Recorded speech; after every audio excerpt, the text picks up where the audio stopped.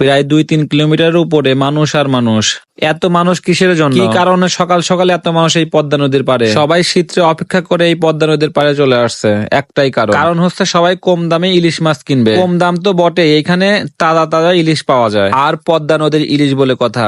আমরাও সকাল সকাল চলে গেছি ইলিশ কেনার জন্য। এইখানে তরতাজা ইলিশ পাওয়া যায়। ঝাঁকে ঝাঁকে জেলেরা ইলিশ নিয়ে এইখানে আসে। সবাই তাকিয়ে আছে নদীর দিকে, কখন জেলেরা ইলিশ নিয়ে পারে ভিড়বে। আমিও ঠিক করে রাখছি এবার পারে ভিড়ার সাথে সাথে আমি ইলিশ কিনে নেব। এটা কিন্তু কোনো বাজার ছিল না, এটা হচ্ছে পদ্মা নদীর একটা পাড়। পাড়ে ভিড়ার পরে মাছ কিনা খুব টাফ, কারণ এইখানে সবাই অপেক্ষা করছে মাছের জন্য। কে কার আগে মাছ কিনে বাড়ি যাবে। শেষমেশ আমার পছন্দ হয়েছে এই 5টা মাছ। 5টা মাছ 4.5 কেজি ওজন। এই 5টা মাছ আমার খুব পছন্দ হয়েছে। অন্যান্য মাছের কাছে না দৌড়িয়ে এই মাছের কাছে দাঁড়ায় আছে। 1000 টাকা দরে এই 4.5 কেজি 5টা মাছ আমি নিয়ে নিলাম। আর দেখেন এই ইলিশ গুলা মাত্র নিয়ে আসলো, একদম তাজা ইলিশ। পদ্মা নদীর ইলিশ যেমন স্বাদ, তারপরেও হয় যদি তাজা, তাহলে আপনারাই বলেন খেতে কত সুস্বাদু লাগবে। আমি এই প্রথম তাজা ইলিশ মাছ দেখলাম। কে কে তাজা ইলিশ দেখেছেন কমেন্ট বক্সে জানান।